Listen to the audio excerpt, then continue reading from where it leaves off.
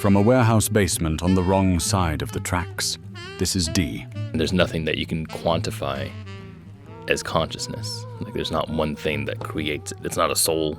It's not a cell. And Candy V. Isn't there just as much chance that a supercomputer AI consciousness could be completely benevolent? Yeah, I don't see why it wouldn't. Becoming a, psychopath that wants to murder everyone is only one of many potential expressions of the human mind. Episode 11. Let's solve consciousness. Oh, this is perfect. This is great. Okay, so you know Lego Mindstorms? Mm-hmm. Okay, those robots back in the day. So you could build a little robot out of Legos, and then you could create behaviors that it would have with little sensors.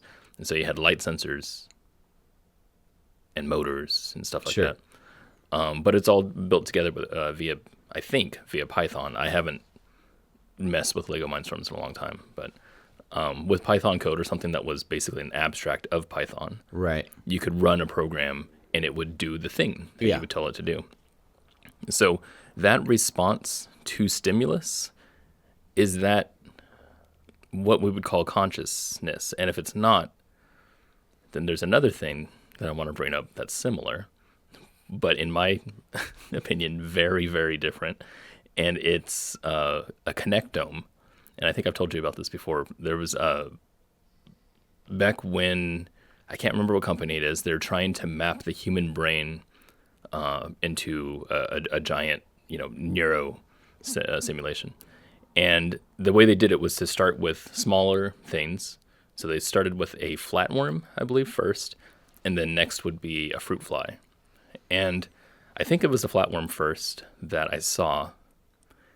And what they did was they mapped all the connections of the neurons that are in a flatworm. So flatworms don't have brains, but they have what's called a connectome. And I think it's 37 neurons that they have. And they placed them all into a Lego Mindstorms robot and didn't program it, but rather fed the neural activity into it. And so there's no program running, and yet when you turn it on, it starts to move, which it's not told to, and bumps into a wall, and then the behavior emerges where it backs up and it goes, oh, that's a wall, turn around and go the other way. Right. So that, in my mind, that is consciousness. But what we saw before wasn't.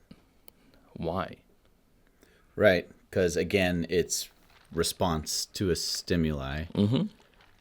But it seems to be like there's a thought. It seems It's organic. like, oh, can't go that way, need to go this way. Right. As opposed to the instruction, like we explicit give an instruction. If you hit a wall, back up, turn right, or whatever. Mm-hmm.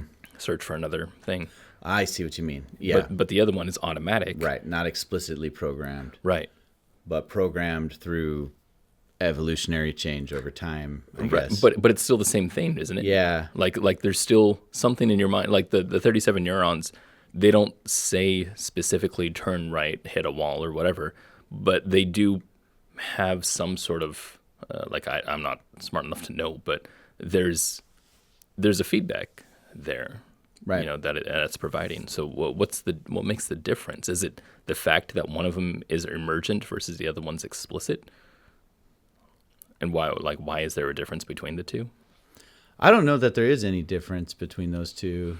That maybe a Lego Mindstorms robot is just a very, very simple consciousness that we create. Well, I think there's a third argument to have, and that is that the flatworm doesn't have a consciousness either, because at least the way I've heard many people describe it, it isn't that the flatworm's having a thought, but that the flatworm is aware that it's had a thought. Right. It responds. Like it can have an observation of the thought. Interesting. Right. Okay, but what are fruit fly?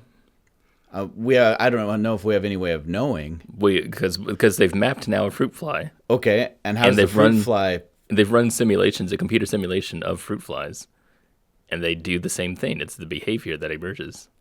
The same would be said, I think, if you connected all of the neurons in a human brain and mapped it into a simulation, ran the simulation, you'd create a person that has thoughts and whatnot. But how is that different from anything else is what I'm getting at the singular level, I suppose. Yeah. Or maybe that's completely off base. No, I think it's just building up towards the eventual argument or conversation around free will that happens all the time. Yeah. I think the consciousness conversation and the free will conversation end up overlapping if you follow that chain of thought, because you get to a point where if there isn't a special thing that qualifies you as conscious, like this idea that we have like almost an observer inside of our brain, a part of our brain that is an observer, The ego. that can see and understand Right. that I see and understand things. Oh, I see. Right? I see. So, but that aside, even that can be broken down into a stimulus response kind of Sure. thing that's just been programmed over lots of time. It's the flatworm multiplied by 1 billion, Right. right? And so then ultimately, is consciousness just what 1 billion flatworms look like? You know, that's just I never really considered that like I know that this is what consciousness is that we talk about scientifically, where a person is aware of the thoughts that they're having, but that's not. I guess that's not what I connected to, but that makes a lot more sense to think about it in that way. But then that just means that consciousness is just more complex thinking, right? yeah. That's exactly what I mean. And so we have the ability to concern ourselves with things like, do we have free will? Right. Right. Yeah. Philosophical questions. Where Sure. I doubt a monkey does. Right. Right. But that wouldn't be. Does that mean that the monkey is not conscious?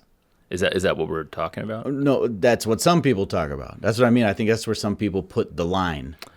Interesting. Okay, so when you said that in NDGT Yes. talked about animals being conscious, Yeah. that surprised you because Because so many of the conversations about consciousness have that bar, I think, set at that point where you have like this ability to like know that you're experiencing mortality, understand the window of time that we exist in, okay, understand your difference from the person next to you and stuff like that. so I would say that's not consciousness. I would say that is just more complex consciousness, and that consciousness itself is experience, is just having experience and having a subject that's the center of that experience, and that's the consciousness is what I would say. Okay. Yeah. So like how I would quantify it with animals is I know that animals can feel sick, and I know that animals can get angry and have dreams. Like those are all things that are experiences that they feel. Mm-hmm. And I can tell from an observer that they are feeling those things. Whereas maybe a flatworm, I couldn't see having an experience, but rather just goes through motions. So by that definition, though, of consciousness, Yeah. then AI already is conscious. Because it's having an experience? I'm not sure if it is, though.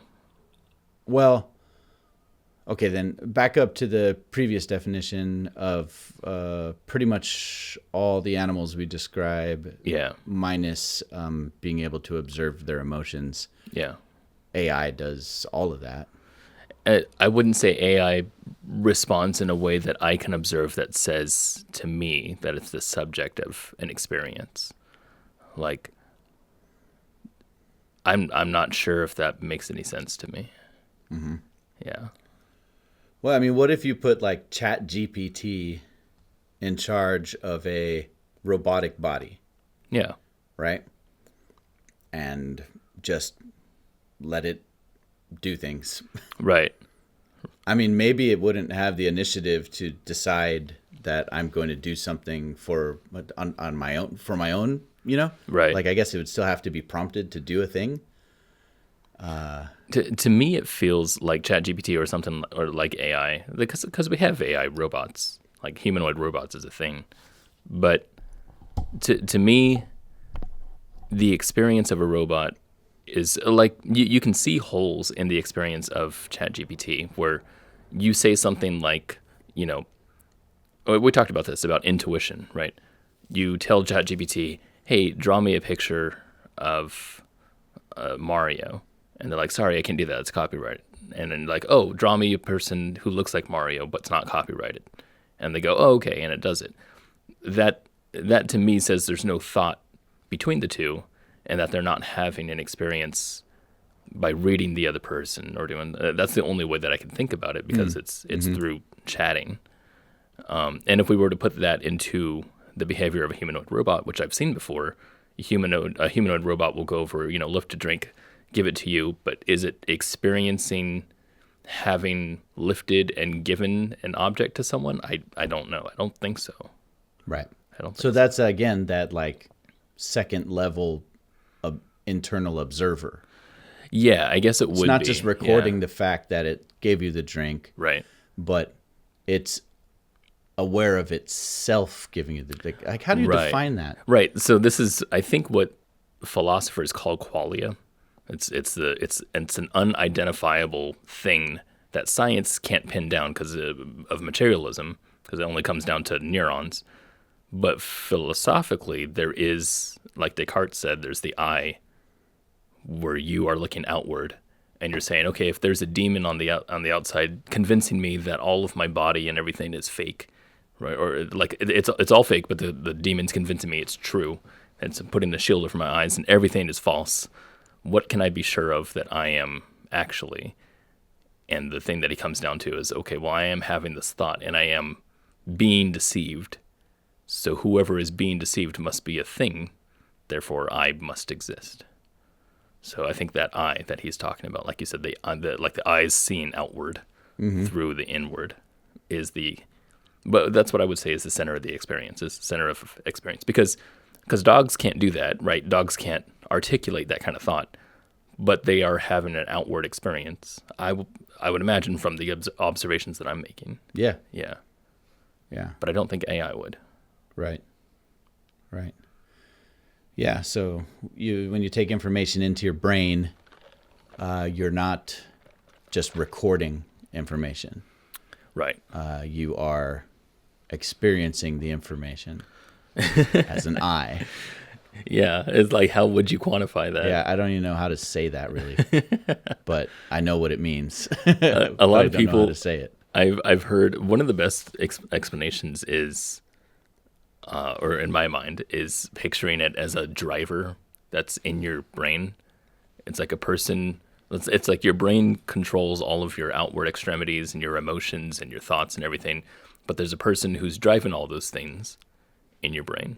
And that person is the ego, is the thing that we're talking about. Yeah. So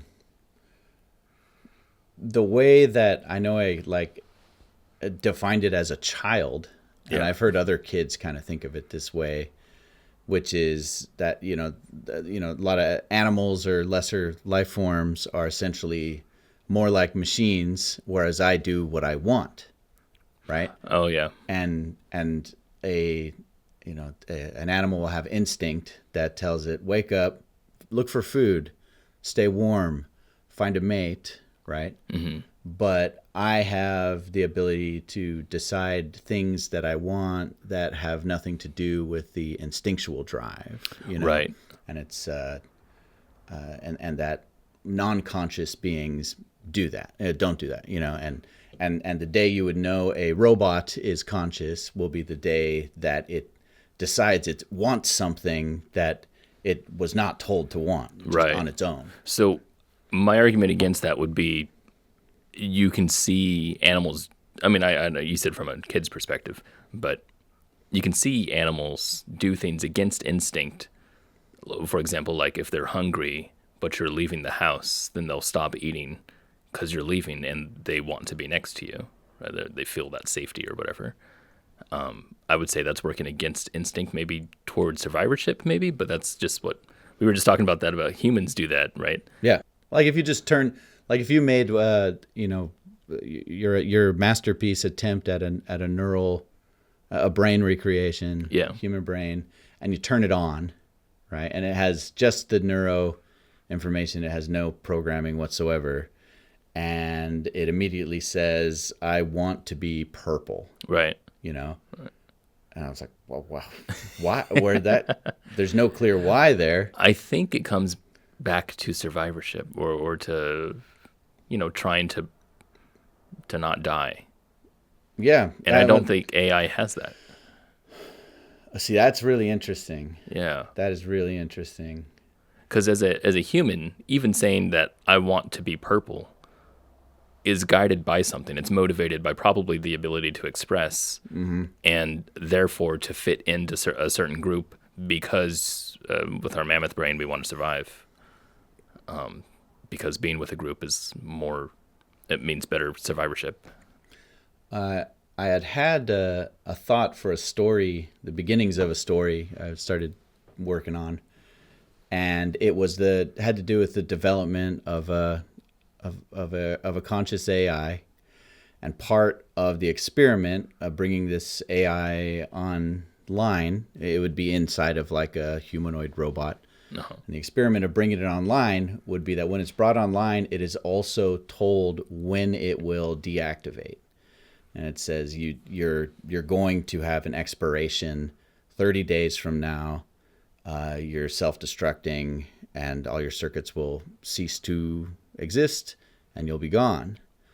And that was the only way for it to have a kind of true sense of human-like consciousness, because it did just that. It gave them that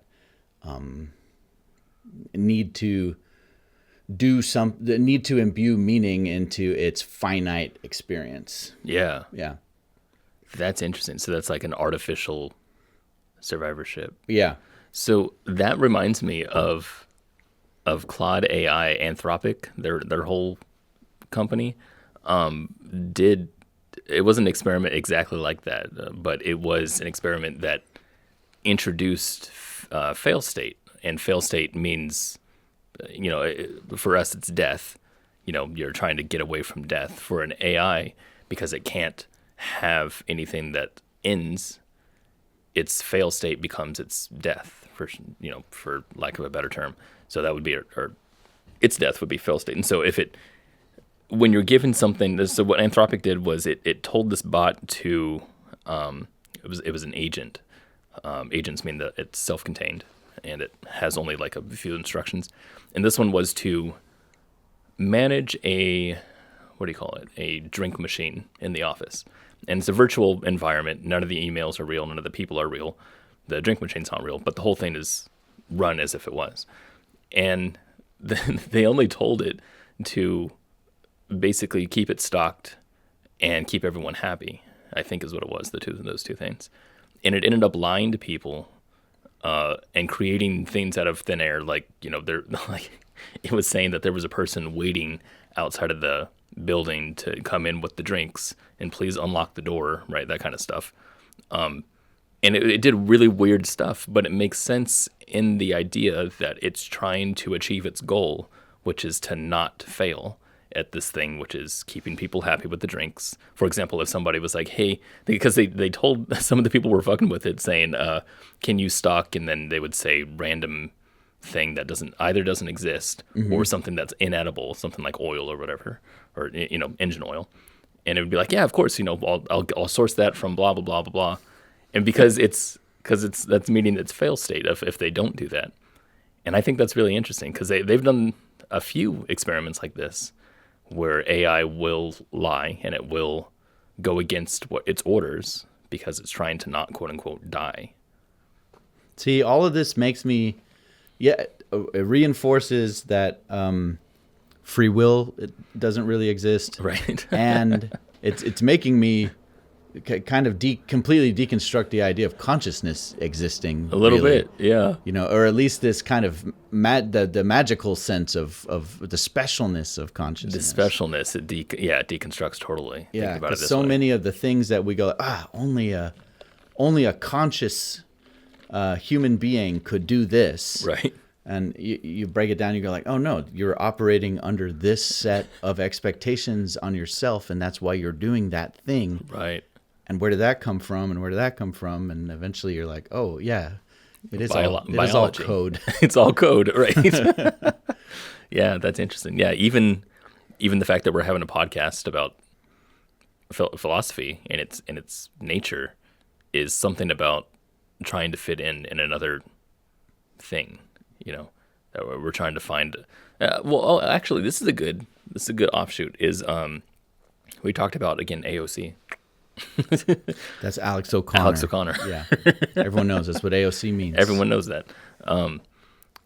About finding meaning in one's life, and why humans want to find meaning, because that is not something that's informed by survivorship, but at least it doesn't have an obvious link.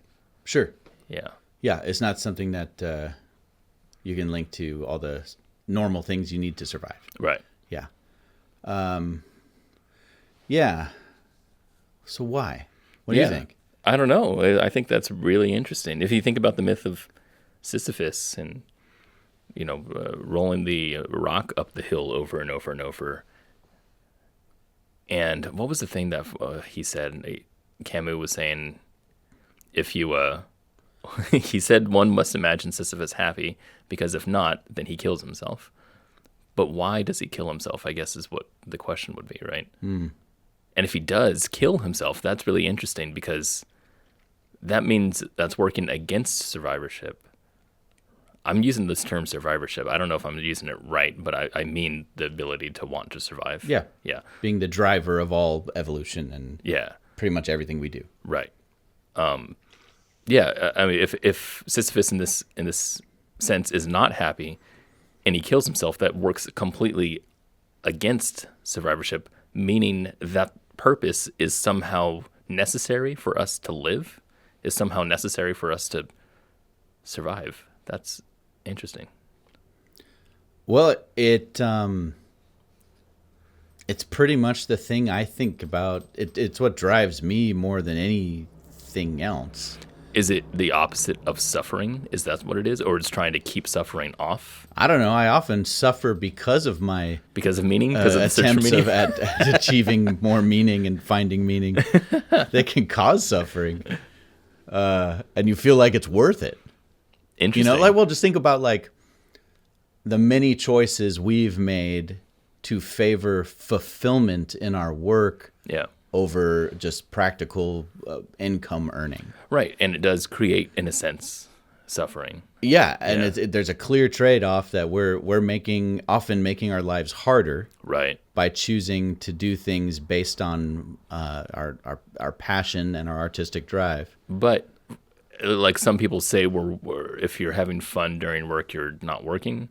In this sense, if we're finding meaning doing this thing, then our suffering that we're having is not suffering. No, well, yeah, I think we just shift around where the suffering is, really, because I have people tell me all the time who have a nice house and nice cars and plenty of European vacations under their belt, and they see the stuff I'm doing and they're just like, oh man, I'm so jealous of you. I wish I'd done something I love, like you do. Yeah. And that makes me feel good too.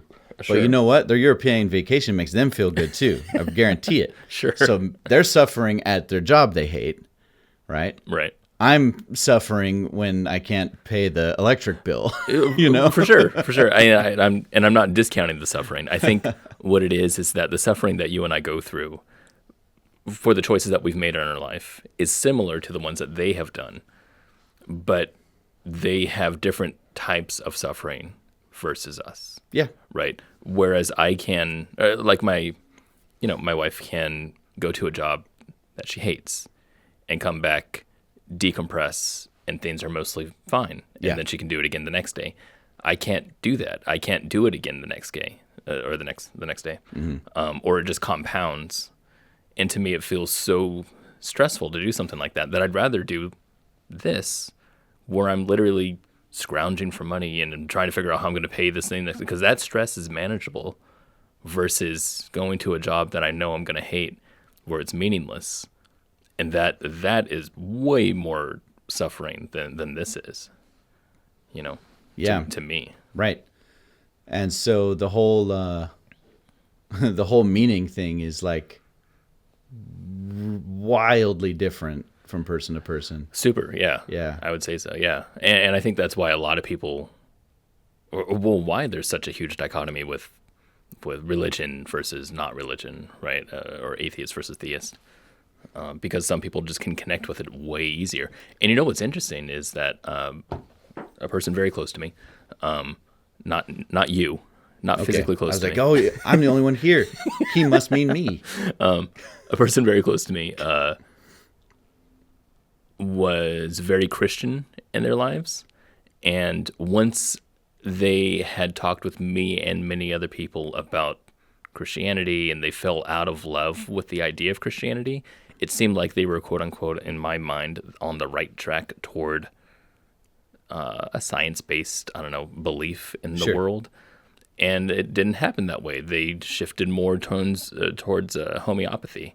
And now it's just, it's shifted into spiritualism. Sure. And, if we ever get away from that, it's going to switch toward another thing. It's just because that's where they're most comfortable with. So I just watched I just watched a devout religious person who was basically responding to another YouTube video by someone who had left religion. Yeah.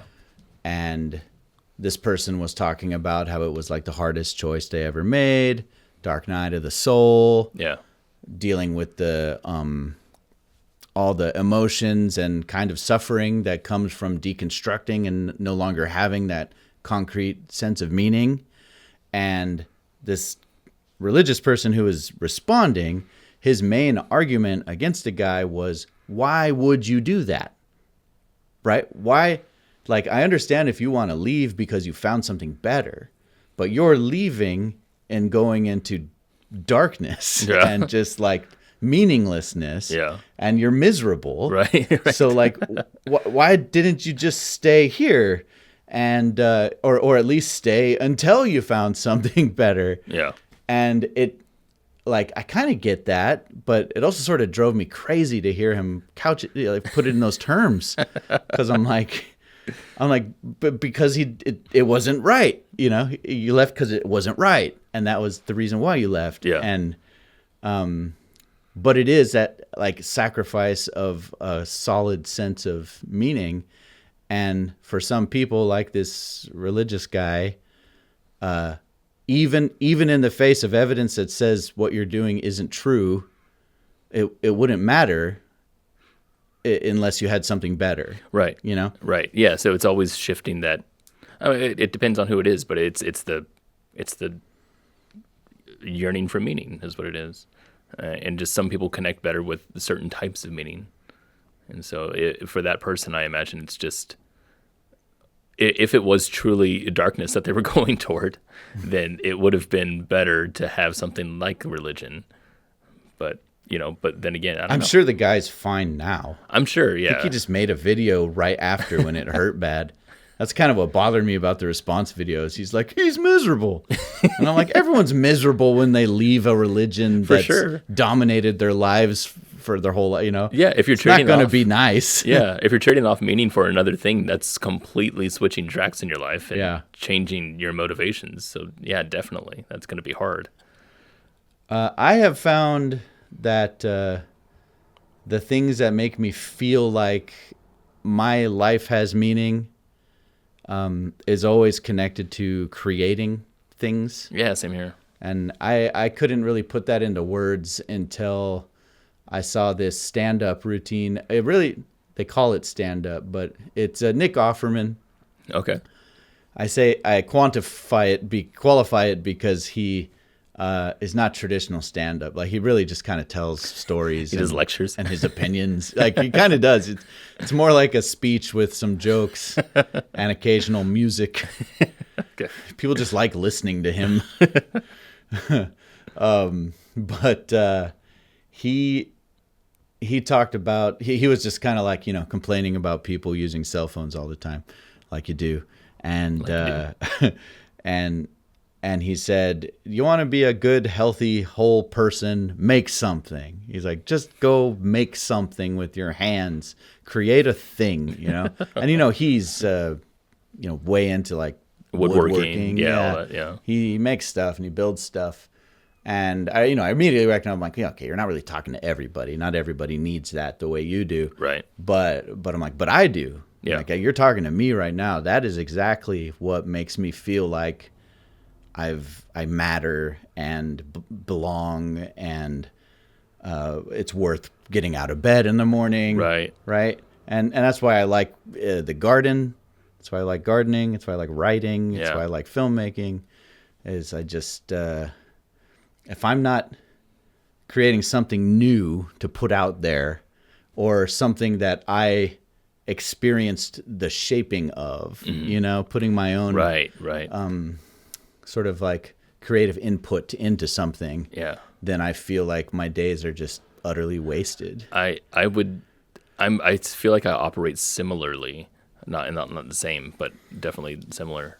And I think when I think about people who work in their jobs and they don't like it, I think there's something in that job that they find satiates them in some way for their purpose. And I think for people like you and me, when it comes to that type of job, I don't know how many jobs like that you've had in your past, but I know that for me, I always try to climb, not necessarily the corporate ladder per se, but the idea ladder, if you will, the idea that I keep trying to control what you said, control like the whole thing, and I kept trying to shape the thing, and I can't stand being a cog making someone else's vision come true. For me, it's not purposeful if I'm not a part of that vision. Yeah. Right. Yeah. And so that's where my mind needs to be, and not everyone's like that. So Sure. I think it's easier for someone like that to be in a job and to operate as a cog, because maybe that's what they want, is to manage this little area and not be a part of the vision. It raises questions of where the sense of meaning sort of comes from, because like the whole like doing things with my hands and creating things gives me meaning and fulfillment, right? And so good example of that might be restoring an old car. Sure. Like if I had a project car right now, I would be working on it every spare time I get. That's how I'd use it for fun. You know, I'd love that. Yeah. Taking it apart, cleaning up the parts, replacing parts, hard work, heavy stuff, busting your knuckles. I'm down for that, 100%. And so then someone says, well, you get joy out of working on cars. Why don't you be an auto mechanic? You're right. You could work on cars every day. Right. And when I have to do a repair on my own car, because we need it, because if it's not fixed, we can't drive the kids to school. Right. It's a different motivation. I hate it. Yeah. I hate it. Right. It is literally the most unenjoyable experience ever. It doesn't have the meaning. It's not fulfilling. Right. It's fulfilling if I succeed and everything goes well, and everyone's like, "Yay, you saved the day! Great job, Daddy." Only that kind of feels good, but it's not something I just want to do at all. Right. And so it's not even the thing you do. It's the motivation behind it. Yeah. That seeks that meaning. That's interesting. Yeah. Like you could do the exact same thing in two different mindsets and have meaning and no meaning. Yeah, this is the reason why both of us have gone through the idea of being a videographer, right? I mean, where both of us have shot really creative work before. And then, for example, my roommate will tell me, hey, have you tried being a wedding videographer? I know they make a lot of money and you shoot video, right? So great. Like, okay, well, that's not exactly the same thing to say. Yeah. It's doing things for different motivations for whatever it is that you're seeking. It's hard to articulate what it is that you're seeking, especially as an artist. Yeah. Someone like working with something and just knowing that somehow it fulfills you, you don't know why until you do it for years and years and years. It's like suggesting to someone who paints portraits Right. that they should paint houses. Right. It's so funny that you say that. That's It's like you're really good with a paintbrush. Yeah, that's the exact metaphor I use all the time. Really? Yeah. Okay. Yeah. It's like, oh, there's paint, there's brushes. Right. Have at it. That's what you love, you know? Right. It's like saying that a person that has a passion for being an auto mechanic really just loves screwdrivers. Right. It's like you love holding screwdrivers. Yeah, it's the same thing, I think, with people who are good with tech, and then they were like, oh, you'd be a good IT person. No. Yeah. Yeah, IT is about people. It's about people management, not necessarily fixing things. Yeah. That's interesting. I wonder if there's an overlap between that and our working definition of consciousness. Of the eye of the person that That watches the episode. and now I'm getting back to using the word consciousness as the thing that makes humans different, right? The thing that I don't when know what that means anymore. well, it's the thing that it's what we're talking about when people say, "Oh, when an AI achieves consciousness." Right. We're expecting a thing to happen that will make them like us. Right. Not like a dog or any other animal. Yeah. It's specifically they're talking about that thing, that boundary you have to cross. I don't know what that means exactly because like there's different levels of consciousness. Are we talking about the one that's at the highest level that we know of, which is us? I think that's what almost everyone's talking about when they have these debates. Okay. That makes more sense to me because I'm not talking about like, are you aware that you're cold? Well, no. But I mean, so like a level right below us might be orcas or dolphins or something like that, right? Orcas might be above us, honestly. Well, right. Choose a different animal. So that's what I mean, though. Yeah. Is that those they clearly have social practices and stuff like Yes. those are things that fish have or that those fish have. Mammals, not Orcas Wait, are not fish. Are they fish? No. Are fish? Can you have a mammal that's also a fish? No. Okay. Fish. The main differentiator is the gills and breathing, Yeah. getting oxygen from water. Right.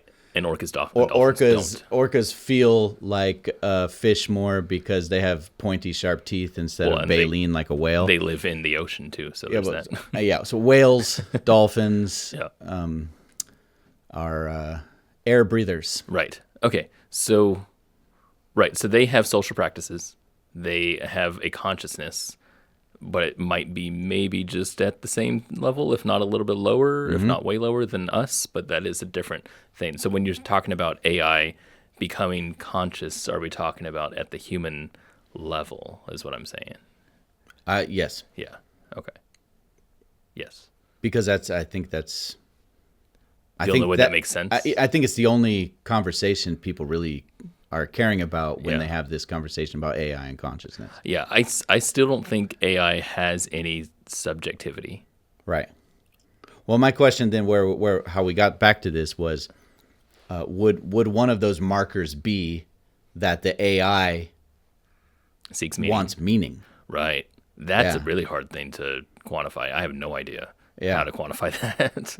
I think seeking meaning, I think, has something to do, I want to say, with intuition. I keep bringing up intuition because I feel like that's the thing that creates social awareness. Okay. Right. And that also has a thing to play in subjectivity. It's another thing that's hard to define. It is, but you can say that dolphins have intuition because again they have social practices, so they're expecting a behavior of another dolphin whenever they do something, and if it doesn't, if say a dolphin is doing some sort of mating ritual with another one and the other one doesn't respond, they know to either stop or to be more aggressive. Like there's a social awareness there, is what I'm saying.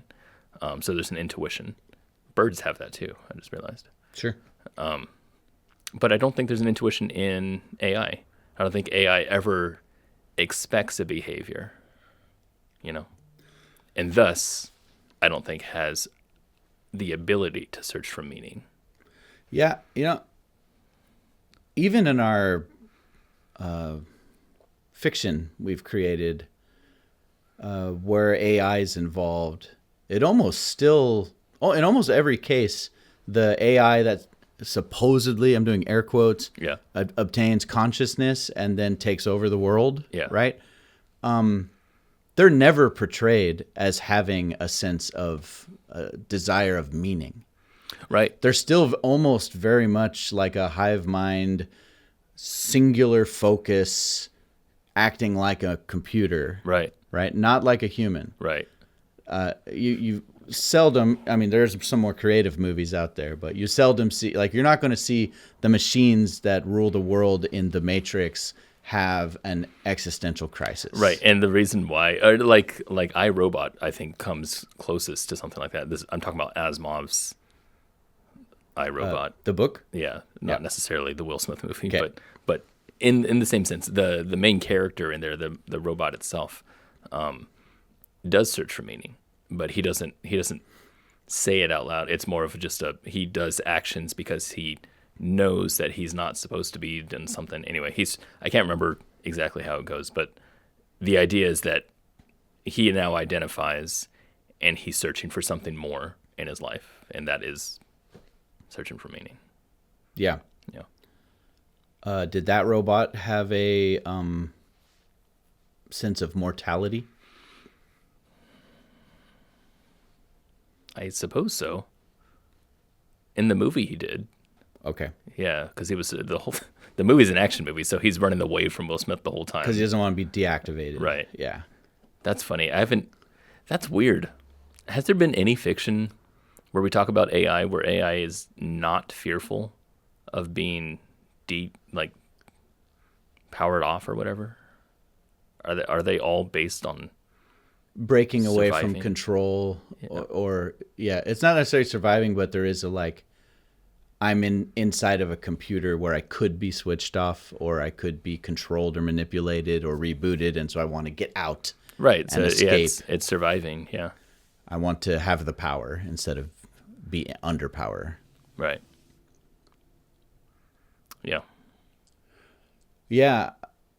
I often wonder if we get to that point, cross that bridge where the spark of intuition or whatever we call consciousness is now perfectly replicated in an AI, where we all assume that it's going to want to now dominate us as a superior, right. right? Like, what if we do that and the first thing it experiences is like depression?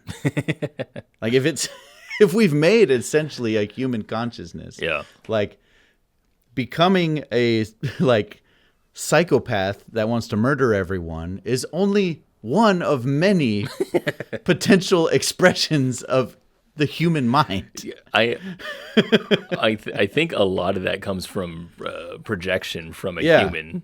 Yeah, we I mean- always create those enemies by saying, what would happen if we were stuck inside there and we couldn't do anything about it? We'd want to kill everybody. Right. Yeah. Yeah. I hate that shit. I mean, isn't there just as much chance that a supercomputer AI consciousness could be completely benevolent? Yeah, I don't see why it wouldn't, I mean, to be honest. I mean, the first AI could be like Jane Goodall or Yeah. something, The dangers of AI is I just want to put that out there for listeners, that the dangers of AI are different than what we're talking about, because I think danger is more about how we see AI and how it integrates into society by accident and not necessarily on purpose. Yeah. Yeah. Oh, for sure. I think that's Yeah. a whole nother podcast. That's a whole nother, Yeah. a whole nother podcast for Yeah. sure. But yeah, the search for meaning thing that you were talking about with like AI being the subject of a subjectivity of an experience. I don't know how we would cross that threshold, if there is a threshold to cross in that way. Okay, so let's compare it to a simple consciousness as opposed to a more complex one. Okay. What makes what's a simple consciousness? What, a dog? So it's something that is the center of an experience, of a subjective experience. It is, but it's also very complicated. I think you'd be better off with a cat, honestly. The cat? Yeah. Rather than a dog? Yeah, I think so. Why is that? Dogs are a difficult subject to use because of how closely they've been Personified? artificially selected Oh. along with human behavior. Oh, sure. So they have so much of us imprinted onto them. Are cats not? No, they don't give a shit about people. Yeah, I guarantee you, if you went back like 10,000 years and found a cat, Yep. it'd be exactly the same. Okay, well, let's use a cat then. What makes AI different from a cat? Uh-huh. And I think it's still that subjective experience. But like, what does a cat have? I guess that AI couldn't have. Right. So, if you had let's say you had designed a robot that had needs to keep it going, Yeah. right? Yeah. And let's say it knew somehow that it needed to stay on, okay? And in order to stay on, it would have to plug itself in for so many hours a day. Right, sleep. Yeah. It might need to go out in the sunshine or something to get Right. the solar panels charged up or something like that. Yeah. Right. And so it has, there you have the base level drive. Yeah. Right. I think that if you started from there, you would probably start to see other drives, motivations build on top of that. I think it would. Yeah. Unless it existed in just like a sterile room that had Right. a plug and nothing else. Well, so I think social awareness comes from its needs that you said. So, like, for example, if you're saying it needs to plug in every night, maybe there's only one room it can do it in, and that room is blocked by a person, right? Maybe the Right. person needs to open the door or whatever to let it come in. So then it would do some sort of social awareness for the Yeah. person there. And eventually it learns this person is more likely to open the door for me whenever I need to if I make him laugh. Right. Or right. something like that. Yeah. Right? And As, then you as ju- opposed to just walking to the door and just standing until it opens. Right. Yeah. You know? If it has that ability just to remember and learn. Right. Right. Yeah. And so you build from there. I do think you get something that looks very much like a cat. Yeah. Some type of. Because that's what it is. It's like you have a set of needs Yeah. that have to be fulfilled. You come with the programming that tells you you have those needs. That's interesting. So I wonder then, because I'm thinking about AI as it exists right now. It doesn't have needs, but it does have one expectation, and that's that the other person will talk to it. Yeah. So it's waiting on a prompt, right? Yeah. And so we're expecting a robot we have to just tell to do everything. Yeah. But if you just swap that around, that the prompt is An agent is what you're saying. you have a prompt to start with, Right. and that is you have to stay functioning. Right. Right. And there's a criteria, and it knows it has a criteria. Yeah. Maybe it has to move around to keep its joints lubricated or something like that. Then maybe that is consciousness at that point. I think there's something there because it, like I said, if there's just a very simple A to B connection of the need and the fulfillment of the need, Yeah. I don't think that goes anywhere. Okay. But then you have a complex world, then all of a sudden I think stuff starts to happen. Right, because you have to build. Okay, that's something that makes sense emergent wise. Mm-hmm. If you swapped out the person for some other mechanism in front of this door that we're talking about that guards the plug or whatever, Yeah. and it adapts to whatever it is there. Let's say that there was a person there, but then now there's no longer a person. Does it go up to the door and then get confused that the person is not there? So it now needs to relearn a different behavior. And does that happen? And if that, in that sense, if it does, then that would be consciousness. That'd be Yeah. an emergent quality. And then amplify that across more than one need and more than one potential obstacle to fulfilling those needs. Right. And then consider that new needs Yeah. of a lesser degree Sure. will emerge on top of those Right. eventually. Right. Well, right? For example, the person, like you said, with the laugh thing, that would be a need at that point, right? Right. Because now you've built up a gating mechanic to go into your other need. Right. Yeah. And then let's say if your brain, be it hardware or software, wetware, that's what they call it, wetware. Sounds like a swimsuit. If your brain/body had a way of rewarding you when you fulfilled a need, Right. that's when things get really wild, right? Because then you have weighted actions at that point. Oh yeah. So like let's go back to the door. On the other side of the door is the power you need. There's the guy at the door. He's the only one who can open it for you, and he opens it more readily if you make him laugh. And you do the logical work of figuring out how to make him laugh. A machine can do that. But then you do it and you succeed, and your brain gives you a dopamine hit Right. for making him laugh. Yeah. And then the next day you're like, I like the dopamine hit. I want to do that again. And the next thing you know, you're a funny robot. That's what happens. That's interesting. Yeah. Yeah. So I think we just created consciousness. consciousness solved. It's easy. That was easy. Why are people like so? This took 1 hour of Yeah. around the table. We solved it. and we got it done. Well, On to the next. not so mysterious. What's left? Isn't that the end? That's kind of like, isn't that the last great mystery? That's what they keep saying. I think that actually makes perfect sense of it being.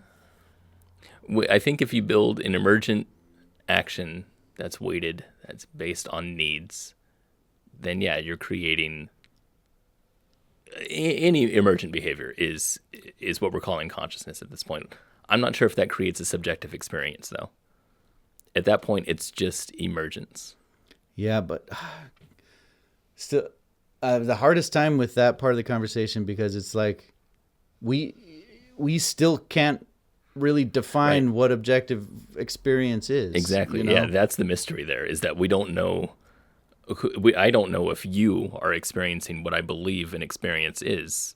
And we don't know if Remy next to us on the floor is either. Right. Exactly. And it's like we can make guesstimated, or we can guess. So does that make just estimates could that just bubble out of the sense of specialness that people have? That's just like, oh yeah, no, we have something that's special because we're humans and we're the top. So maybe there's in that same thought that you just said, this quality of specialness, or this quality that's different. I don't know about connected to humans, but specifically to consciousness or subjective behavior or subjectivity. There was a thing that I heard on one of Alex's thing. Again, this is a very common philosophical argument, but it's about blueness, the blue, what blue is, and the idea, the thought experiment is that there's a girl named Mary who's stuck in a room, and the only time she's never seen blue in her life, but she reads all about it. Right? There's all kinds of information. She's seen videos about it, but it doesn't, show the color. She's read about it. She knows everything there is to know about blue, except for actually seeing it. And then she comes out of the room and sees the color for the first time. The question is, does she experience anything new? And most people would say yes. Mm-hmm. But why? And that's that subjectivity that we're talking about. That's the mystery, because we don't know what that means, other than the firing of the neurons, activated by certain cones in your eyes. Like, yeah, you're getting that specific thing that you haven't had before, but there's a new experience there, isn't there? There's someone in there, that's you, that's Mary, that's experiencing blue for the first time, and that experience is something that we don't know how to quantify. Mm-hmm. Mm-hmm. Sure. I'm trying to... I don't know if that's the best analogy. I thought it was a great one. Well, I suppose, I mean, you really wouldn't have a concept of color in general. No, you see all the other colors. You've just never seen blue before.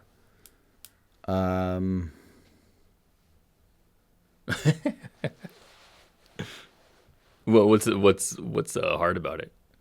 What's the not?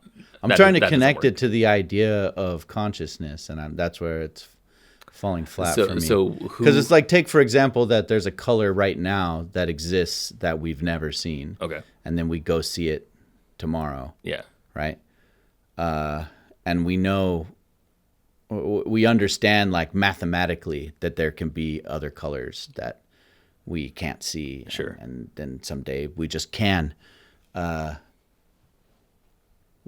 what? Like, what does that mean? What are you trying to get to? So the person that's seeing that new color, like I think we're broadening too much, and I think that's the reason why we have the thought experiment of the girl in the room, is that if we have a brand new color that we know we can see with certain modifications or whatever, and suddenly we see it, there's something that we're going to experience. Yes. How do we know that we're experiencing something new that's not the information that we've already known? Uh-huh. What makes it different from all that other stuff? Right? When Mary is seeing all these other colors, when she's read all about blue and she knows where it is on the spectrum, and then she automatically knows everything there is to know about blue. As soon as she comes out of the room, sees blue for the first time, theoretically, mathematically, logically, nothing new happens. She sees blue, whatever. Nothing different has happened. But something different has happened because she has now seen blue for the first time. That's a brand new experience for her. So why is it new? And why is she what is so special about that experience? Why is that experience something that's different from all the other stuff? All the other stuff being the logic stuff, the stuff that she's read about blue, the stuff that she knows about blue. Why is experiencing it different from reading about it and studying it? Other than that she's using a different sensory organ to... Yeah, other than that. Yeah. Nothing. No, there is, but there is, though. I don't get what would be different. So most, like I said, most people would say yes. Some people would say no. You're probably just one of them that says no. I mean, the only difference is you're experiencing blue with the organs that can experience light. So right, only your eyes can experience light, right. And you've been reading about what eyes can do. Okay, but you've seen like a painting before that draws up an emotion in you, right? Yes. Without the painting being of like a form of some sort, like if it's just colors or if it's just somehow hitting the light right or something like that. Mm-hmm. You look at it and you have an emotional thing to it. Sure. So why does something like that happen? And I think the answer to that is more analogous to what we're talking about. When Mary experiences blue, yeah, she can quantify that. You're assuming there's an emotional element to her seeing blue? Even if there wasn't, is what I'm saying. I'm saying the emotional element takes place because of this subjective experience. That is not because she's reading about it, she has the math about it, and then she doesn't have the emotional reaction to blue. Mm-hmm. It's not like after reading everything about blue, she goes, "Oh, fuck, blue is amazing," and then just cries. Like that's not something that happens. She just knows about it. But when she actually experiences it, for some reason, it's different. But that's, again, like I said, that's a philosophical question that is not science-based. That's a qualia thing. That's a thing that some philosophers, most philosophers, would say is new, is different than logic. Yeah. That's still not landing for me. Maybe it's because I'm colorblind. You're like, what is blue? I don't even know what you're talking about. I think I haven't thought about it too much in that respect, the idea of subjective experience, but I like the idea that I just talked about where it's an emotional reaction to something. And when you have an emotional reaction to something, it's because of some experience that you've had, not just that you're drawing on different situations that you've had before, but it's because someone in you is subjectively having an experience that someone else is not. you know? Yes. And it's like if you and I look at the same painting, of course we're going to draw on, different parts of our lives and connect to different things, but there's also a Kenny who's looking at that, and there's a D who's looking at that. And those are two different subjective experiences. Yeah. But why? Right. Yeah. That makes more sense to me. Okay. That makes way more sense to me. Is this circular to you? Because I don't know if we're... It's just too many definitions of consciousness. That's what's going on here. Okay. Is that I keep losing track of what we're talking Which about. one it is, yeah. Because there's the human consciousness. Right. The spectrum. There's the meaning connection consciousness. Yeah. There's the I'm having an experience consciousness. Okay, so here's how I'd quantify mine of what we've been talking about. Right. I'd say at the base level, there's an experience, and that experience comes from a consciousness. There's different levels of experience and different levels of consciousness you can have through a spectrum. I'd say at the top of the spectrum that we know of is the human level. And at the human level, we're able to adopt meaning into our search for, or our search for meaning as part of our survivorship, as part of our fundamentals. Okay, so I think we can, I would suggest that Remy experiences things. I'd say so, yeah. As an individual, Yeah. but at a different level than we do. Right. Right? So I get that. So let's go back to our original little experiment with the AI who has a need Yeah. to stay powered up Yeah. and has obstacles to overcome Yeah.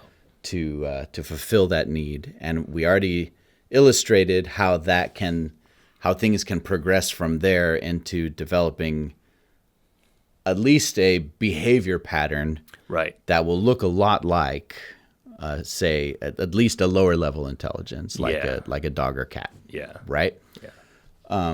But what we're missing is this idea: does it experience that? Right. Right? Right.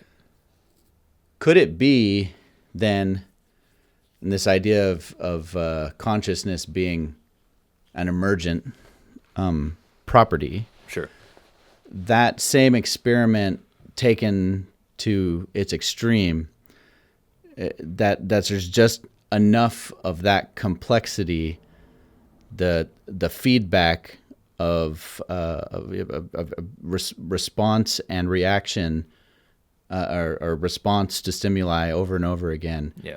You get to a point where sense of self, experiencing something, is just a developed trait that they have to have to keep fulfilling needs. That's like it just super happens. You just get interesting. there. Right. Like it's just built out of all of those things. I have no idea. I have no idea. That's a really cool idea of the individual experience being something that's emergent, but I don't know. I don't know. I have no idea. If we were to, because still in my mind, when we talk about AI, I think about something very specific, and it's either LLMs or LLAs or whatever it is that, or I mean, not LLAs, LAMs, any kind of models that are based on training data. To me, training data, creating a model, does not make a subjective experience thing. But that's only because that's what I know about AI at the moment. If it turns out something different later on, then maybe that will change. But at the moment, because that's the way that I have perceived AI, I don't think AI can ever have an experience as of right now. So, and that's AI built from the ground up on Yeah. like a large language model or something like that. Yeah. Then there's like top-down AI, which would be this idea that if you could create like a perfect scan of a human brain and know how to replicate that in a digital space that can function. Right. Right. So where the real interesting conversation we will have to have is when we're able to do that, we're no longer trying to build something. If that thing, whatever you call it, Right. has all of the humanness, right? If it has all of those things and is having experience. Well, so I'm gonna go back to the first thing that got us here, which was the flatworm connectome. Mm-hmm. That thing really freaked me out when I first saw it, because what I saw was emergent behavior. So, in the sense that if we were to replicate a human brain and simulate it, that would also have emergent behavior. So I would equally see something that is uncanny, absolutely, and unnerving. But I think it would appear that way because I am seeing something that would suggest there's an experience being had. Is that experience real? I don't know. I have no idea. I don't see why there would be a difference between us and a simulated version of us. I don't see why there would be a difference, but I don't know. Maybe it only exists in the wetware. I'm not saying that there's anything special about the brain. Whereas if you could perfectly replicate, let's say you cloned a brain. This is interesting. Yeah, if you cloned a brain without bringing technology into, without being simulation into it, but rather just a pure clone of another person, would they have an experience? I would say yes. I'm not sure why I'd say yes, but I would. Right. Yeah. So, like, beyond the obvious that we don't have a transference of like the information. Yeah. Right. Yeah, obviously, the clone brain is not going to remember who that person is or anything like that. But let's say you put a clone brain in a newborn baby. Yeah. Right. A non-experience. Poor things. Blank slate. Yeah. Except not in an adult body. into a baby. I would expect that person would develop and be a normal. Just have it be a normal person. Yeah. I don't see what the difference would be if there was a electronic version of that person. I think at that point, like you said, top-down design creates something that has emergent qualities versus LLMs, because LLMs do have emergent qualities, but they're not. I don't think they're experiences. Yeah, I don't know what the difference would be though. I love stories, especially older ones, where people are trying to create life. Yeah. And then once achieving it are just horrified with what they've done. Yeah. Because of that uncanniness. It's that, you've made something and you fill the body with the spark of life, right? And it starts roaming around like an idiot, bumping into things and not knowing how to like use its fingers, and it just freaks you the fuck out. That's what happened to me with the connectome, the worm thing in the Lego Mindstorm, because it was literally because I've seen robots activate before. And to me, I know what's happening at the low level. I'm going, oh, I see. The laser hits this mark, and it because of that, it sends a signal to turn to the right. It goes to the right, and boom, right. And that's just what happens. And then you multiply that between a bunch of sensors, and you get what looks like behavior. But then when you don't have any of that, then I guess my framework of understanding what happens disappears. And now I don't understand how it's behaving, the way it's behaving. And that's why it freaked me the fuck out when I saw that. And it was funny because when I pulled that up and I showed one of my friends, George, he was like, he laughed. And then like the next day posted on my Facebook a picture of a Roomba. He was like, hey, look at this. It freaks you out. And I was like, no. It'd be really freaky though, is if they put the flatworm programming in the Roomba. Yeah. So to me, that's where that falls apart, right? Is when the connectome happens, I can't project anything. I can't make sense of how it's evolving into behavior, and that's why right. It's not a machine that someone said when you hit a wall, you turn left. Right. And when you hit something on your right side, you go backwards. You know, Yeah. Someone put all of that in a Roomba ahead of time, and there's nothing else that it will do than those things. Right. And the idea is that this flatworm connectome could theoretically do whatever it wants, you know, limited for wheels and lasers and whatnot. But yeah, that's weird to me. that's like watching Frankenstein bump into walls and shit and trying to say things, and he's not, because you don't have any idea about what's going on in the programming. Yeah. Huh. Yeah. I like having things that I can't explain.